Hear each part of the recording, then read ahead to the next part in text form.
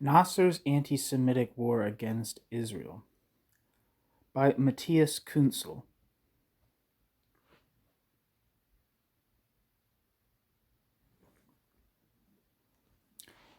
Little introduction on Matthias Küntzel. Matthias Küntzel is the author of the award-winning book Jihad and Jew Hatred, Islamism, Nazism, and the Roots of 9/11. In this essay in intellectual history, he argues that the main cause of both Nasser's decision to threaten to destroy Israel in 1967 and the subsequent enthusiasm of his followers was a, quote, anti-Semitic impulse as it was carried over from the Nazi period to the post-war period and then to the next generation, end quote. It was not Israel or Zionism that provoked the 1967 war, but, quote, the latent anti-Zionism and anti-Semitism in the Arab world, end quote. And the fact that, quote, Nasser was gripped by the same destructive sentiments that he whipped up in the masses, end quote. Introduction. The Road Not Taken.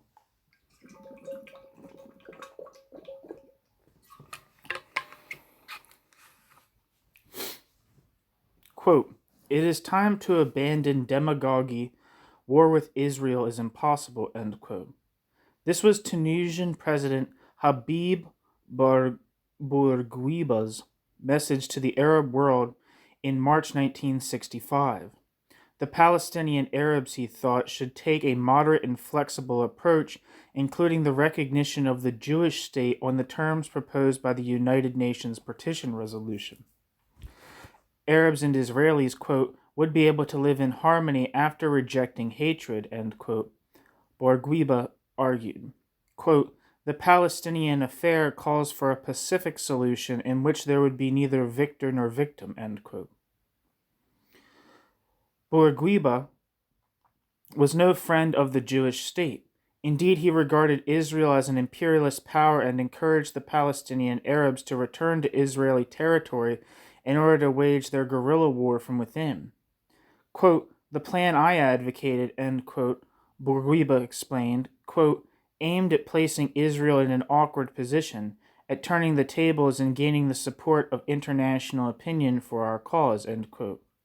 In April 1965, he nevertheless offered to act as an intermediary in negotiations between Israel and the Palestinian refugees and hinted that Egypt's president, Gamal Abdel Nasser,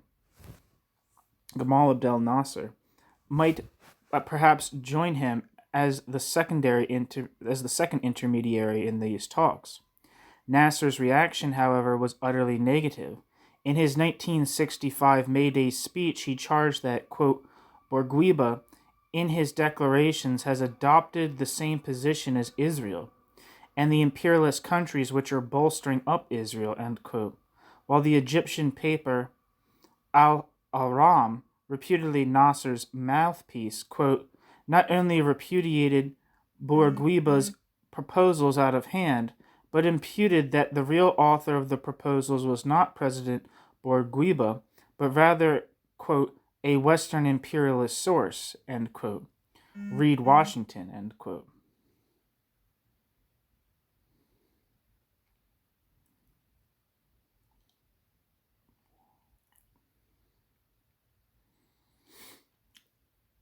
In 1965, Nasser was the only Arab leader who could have leveraged Bourguiba's approach. In April 1955, he had emerged as a spokesman of the non-aligned countries alongside Jawaharlal Nehru and Joseph Broz Tito. In September 1955, Nasser defied the West by contracting arms deals with Czechoslovakia and the Soviet Union. In 1956, he nationalized the Suez Canal and secured Britain's evacuation of the Canal Zone. Since then, quote, millions of Arabs revered him with a religious awe, and global leaders courted him as a spokesman for third world nationalism, end quote. Nasser was, furthermore, a charismatic speaker. If anyone was able to influence the masses' opinion about the Middle East conflict, then it was he. Tunisia's president, Bourguiba, also was also a leader of international stature.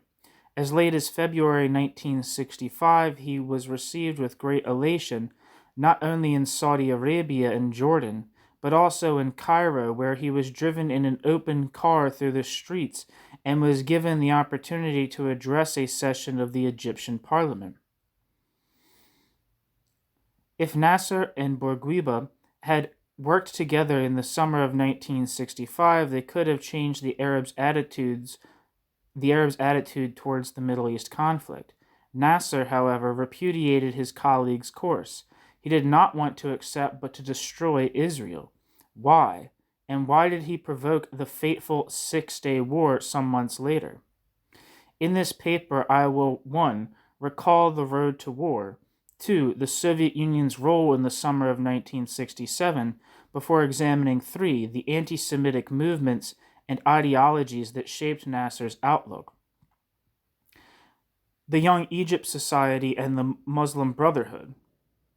Finally, I will focus on 4. The radical anti-Zionism of the, quote, Arab street, end quote, as a factor shaping Nasser's actions. Part 1. Road to War. On the 13th of May, the preliminary events started that led up to the war. On this day, the Soviet Union delivered a warning to the Egyptian government that Israel was massing 10 to 12 brigades on the Syrian border and was about to attack.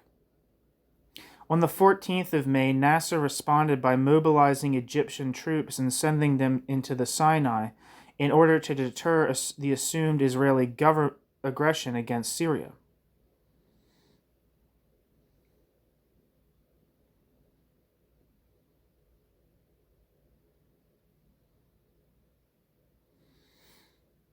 On the same day, he sent his chief of staff, General Mohammed Fauzi, to Damascus to coordinate with the Syrians.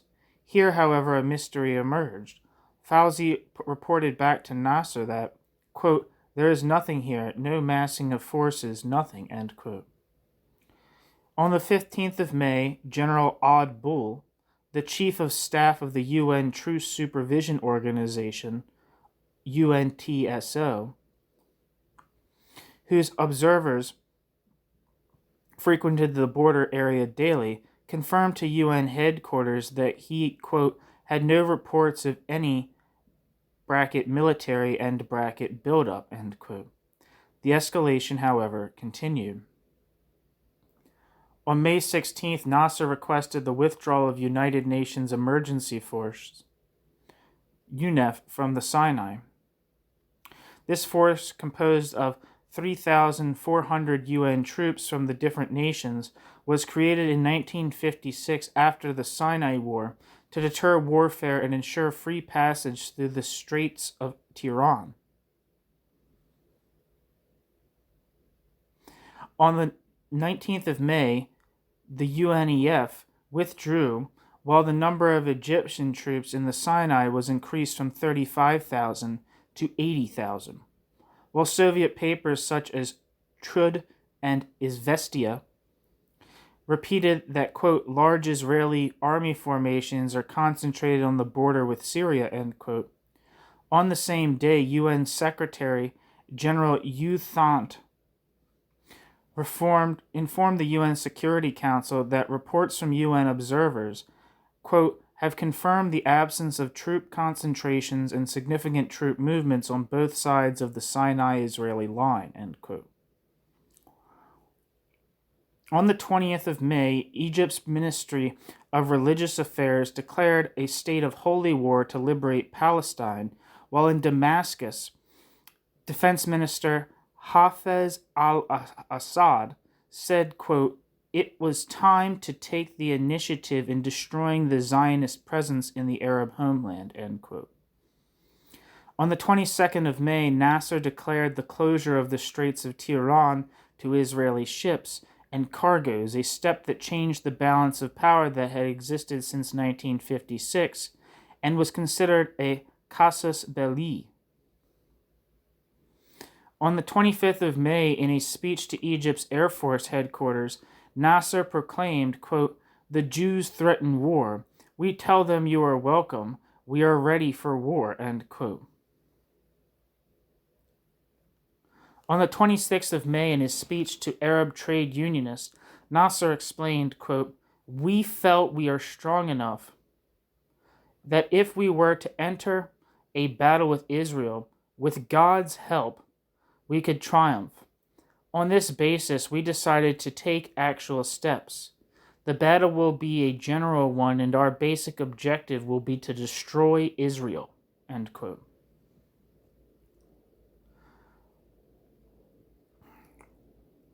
On the 29th of May, in his speech to National Assembly members, Nasser declared, quote, "The issue now at hand is not the Gulf of Aqaba, the Straits of Tiran, or the withdrawal of the UNEF, but the rights of the Palestinian people. We shall triumph, God willing. We are now ready to confront Israel. We are now ready to deal with the entire Palestine question," end quote. On that day, the Israeli Prime Minister invited the Soviet ambassador, Chuvakin, to visit the Syrian border to see for himself whether troops were concentrated there. The Soviet ambassador refused. On the 1st of June in Israel, a new government of national unity was formed with Moshe Dayan as Minister of Defense. Here, naked fear prevailed. Quote, "Everyone who receives the Cairo TV must have been wetting themselves in fear for the last few weeks," end quote, a woman from Tel Aviv wrote. Quote, "If Nasser wins, we all were born in vain," end quote, said one communication to mobilize reservists, while Haaretz published an article entitled, quote, "The Danger of Hitler Returns," end quote. On the 2nd of June, PLO leader Ahmad Shakiri called on his supporters in the Haram el-Sharif Mosque in Jerusalem to conduct a, quote, "holy war," end quote, against Israel. In a press interview in Amman, Shukiri was reported to have said that only a few Jews would survive this anticipated war.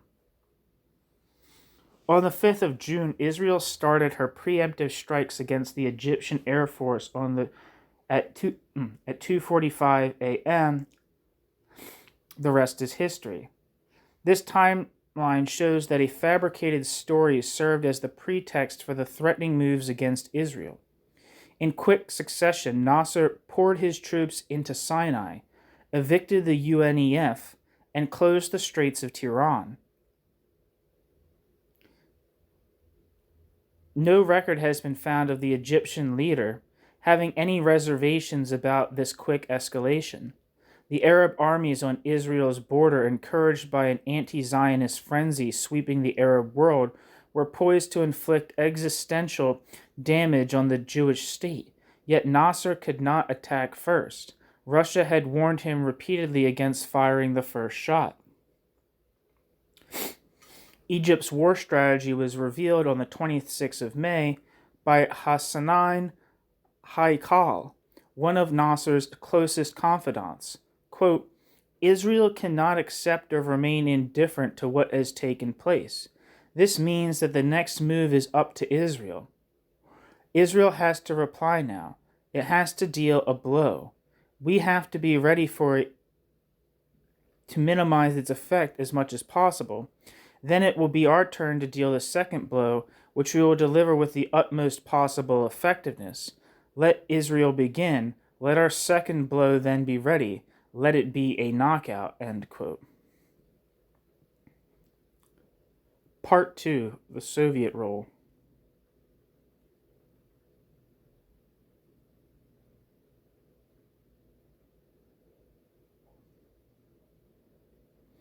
For a number of reasons, the Soviet leadership must be held partially responsible for the 1967 war. First, since 1955, it had supplied the Arab states with large quantities of arms, including modern fighter aircraft, submarines, and tanks. Most of this equipment was delivered after the Cairo Summit Conference of Arab leaders in January 1964 had agreed on a program to fight Israel. Second, it was the Soviet government that spread the rumor about an Israeli troop concentration on the Syrian border, a rumor which triggered the subsequent chain of events. In 1968, Shams al-Badran, Egypt's Minister of War during the crisis, called these rumors, quote, hallucinations, end quote.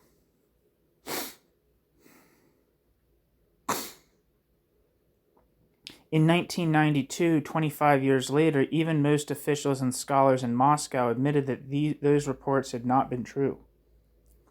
Third, Soviet propaganda contributed to the political atmosphere that engendered the war.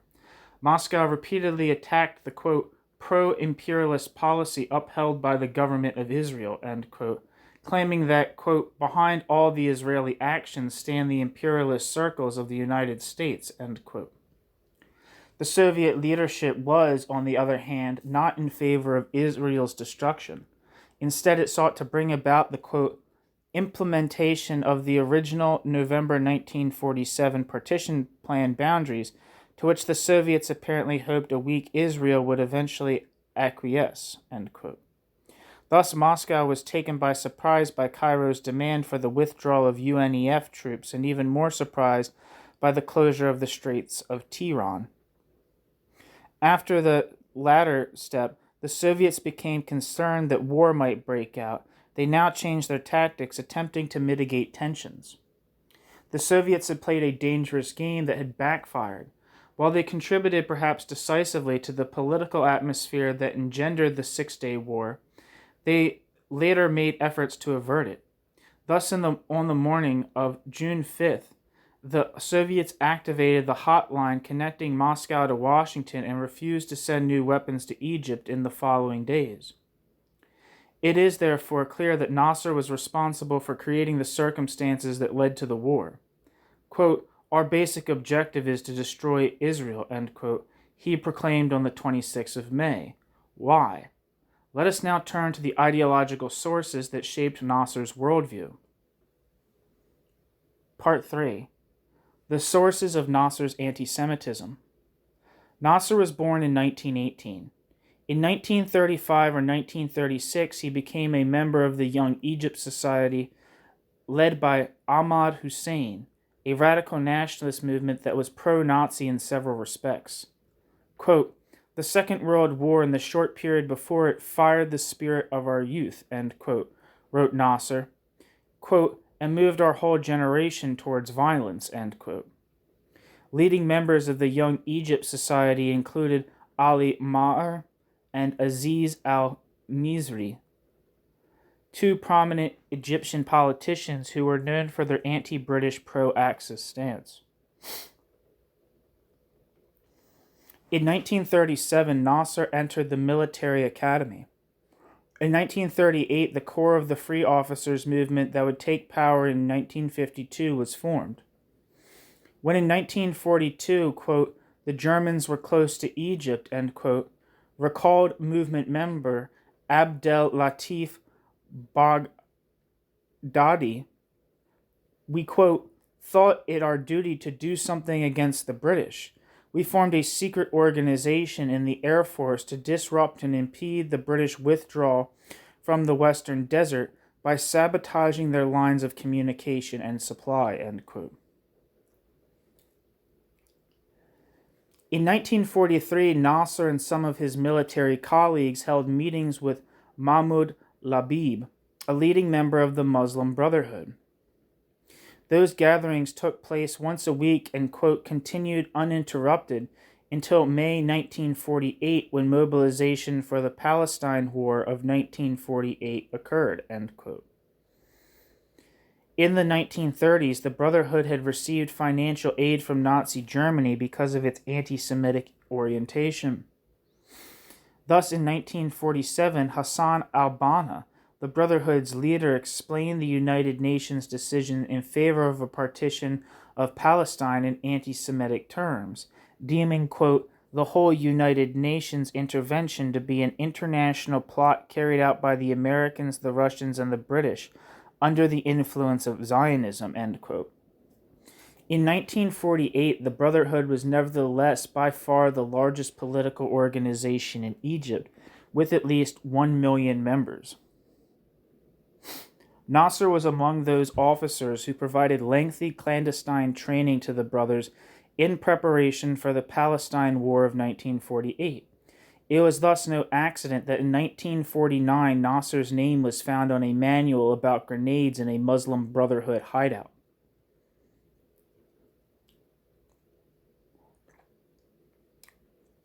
After the Free Officers' Revolution had swept away the monarchy and the old power elites in July 1952, 10 of the 14 officers now running the country had, at one time or another, sworn loyalty to the Brotherhood. With good cause, the Soviets condemned the, quote, reactionary officers group, end quote, and their new, quote, military dictatorship, end quote.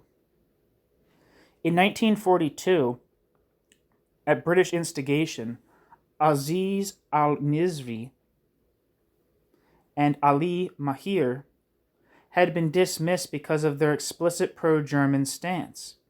Both were reinstated 10 years later by the Free Officers. Al-Misri was hailed as the, quote, spiritual father, end quote, of the July Revolution, and the officers made Ali Maher the new prime minister. It was not by chance that Egypt was henceforth to become the El Dorado of former Nazi war criminals and anti-Semites. One example is that of Air Force officer Mohammed Radwan. He had managed to reach the German lines during the war. He made his way to Germany, where he was arrested by the Allies in 1945.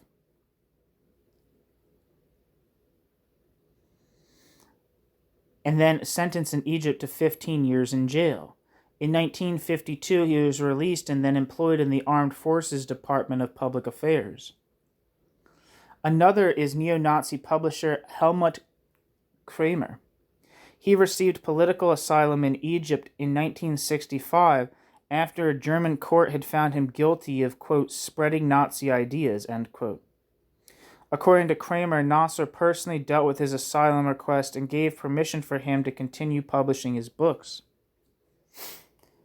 Since Moscow had refused to deliver intermediate-range rockets to Egypt in 1959, Nasser invited more than 300 German engineers and scientists who had formerly worked for the Nazi government to develop such missiles. In 1962, missiles were for the first time on display at a Cairo parade. Quote, the staff of the Israeli embassy in Paris mourns, and the Jews in New York are in fear, end quote. Al-Aram rejoiced. Though Nasser denied being an anti-Semite, quote, I have never been anti-Semitic on a personal level, end quote, he emphasized the great relevance of the protocols of the Elders of Zion for an understanding of world affairs, and claimed publicly that, quote, 300 Zionists governed the fate of the European continent, end quote. Whoever believes such a thing must, of course, deny the Holocaust.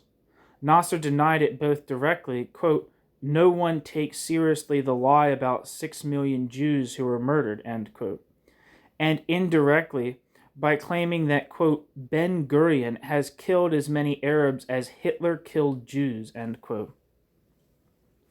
Whoever believes in the protocols will also seek to destroy Israel. And indeed, Nasser's obsession with the Jewish state was a constant theme of his time in power. Firstly, he considered Israel a bridgehead of Western imperialism, a conspiracy theory that gained some credibility after Israel's involvement in the Suez Crisis of 1956. Second, he considered Israel to be expansionist by nature. Quote, Arab unity means the liquidation of Israel and the expansionist dreams of Zionism, end quote, he told a crowd in 1965.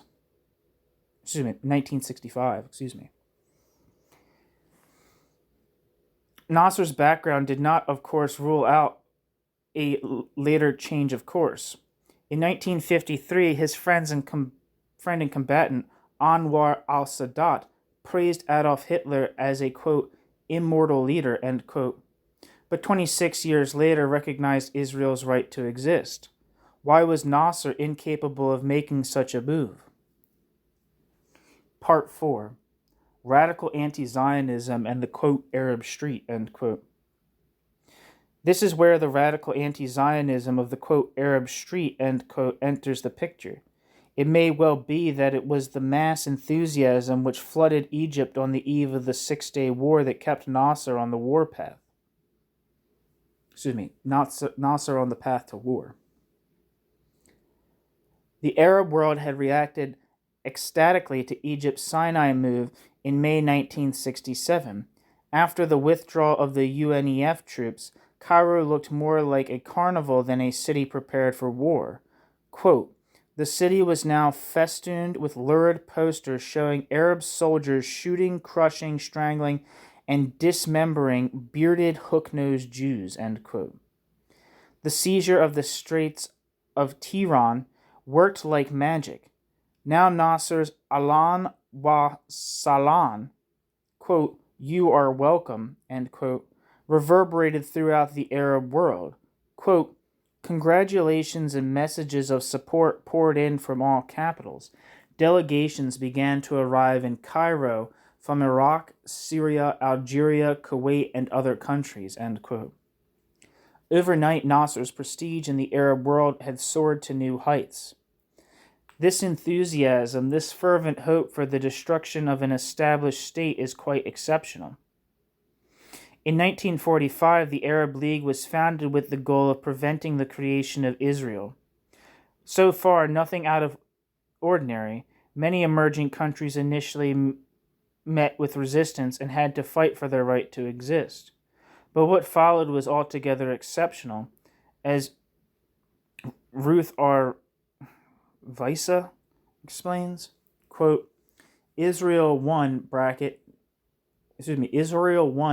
bracket, 1948, end bracket, War of Independence. But Arab leaders did not acknowledge Israel's independence.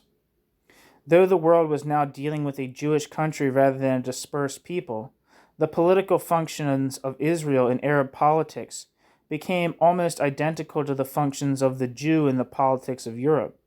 Arab leaders forged a target and a scapegoat, end quote. It was the Arab response that rendered Israel exceptional despite its successful establishment as a state. Quote, Zionism was politically unexceptional. Dozens of new countries have joined the United Nations since 1948. The exception was anti-Zionism, the organization of politics against the Jewish state, end quote. Merely anti-Zionism? Quote, the Arab side is agitating the masses by purposely not separating anti-Zionism from anti-Semitism, end quote, stated Habib Bourguiba in 1965. He was right. Arab leaders adopted the text, images, and tactics of European anti-Semitism, quote, within the ideological inversion that is at the heart of anti-Semitism, end quote, observes Weisse. Quote, they denied the Jews their country and accused them of denying the Arabs theirs, end quote. Anti-Semitic agitation in Arab countries based on European models was nothing new, as recent studies of Nazi anti-Semitic propaganda in the Arab world have proved. For example, from 1939 to 1945, daily Arabic language radio broadcasts from Berlin constantly urged their Arab listeners to prevent the birth of a Jewish state and to exterminate the Jews living in Palestine. These anti-Semitic programs were popular and widely heard. Time and again, they claimed that Zionism was inherently expansionist and aspired to destroy Islam. The closer the defeat of Nazi Germany came, the shriller became the broadcast warnings about the consequences for Palestine would, quote, world Jewry, end quote, seized its opportunity. What was the significance of this for Nasser's 1967 decision? We know that the Nazis' radio propaganda continued to reverberate after Germany's defeat, while the view of the British Foreign Office, which in 1946, quote, spoke of Arab hatred of the Jews being greater than that of the Nazis, end quote, may be exaggerated, it is clear that wartime Nazi propaganda contributed to increased hostility after the war. Certain Arab countries, observed Bernard Lewis, quote, have been the only places in the world where hardcore Nazi-style anti-Semitism is publicly and officially endorsed and propagated, end quote. The historians of the Middle East agree that it was, to a large extent, the pressure from the Arab Street that had previously driven a reluctant Arab League into a full-scale war against Israel in 1948. Egypt's Prime Minister, Mahmoud al-Nakrashi Pasha, for example, was against the military assault that took place in 1948.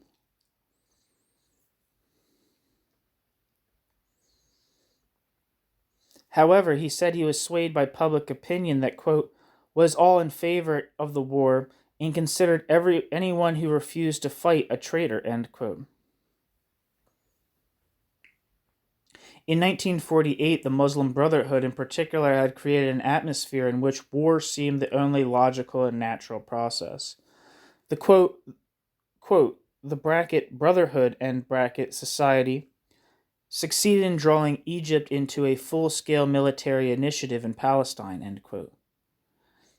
In 1967, this constellation reappeared, but in a new form. In 1967, 22 years after World War II, the direct reverberations of Nazi propaganda hardly played a role. Instead, the Arab defeat of 1948, neither reflected on nor really admitted, seemed to require revenge. At the same time, Arab rulers profited from the prevailing mood by using anti-Jewish scapegoating to divert their people's attention from their own failures. According to Bourguiba's analysis of 1965, Arabs and Israelis, quote, would be able to live in harmony after mutually ridding themselves of their complexes and their extremists, end quote. This kind of cleanup, however, never began. Conclusion.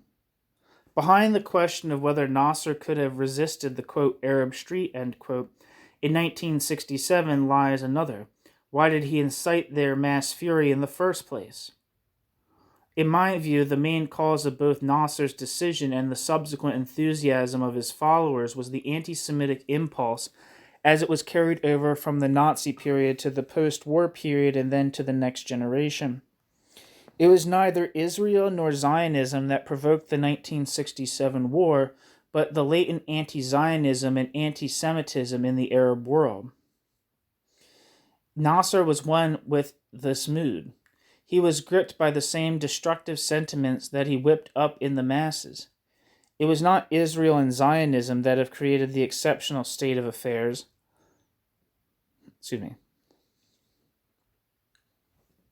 Spaced out.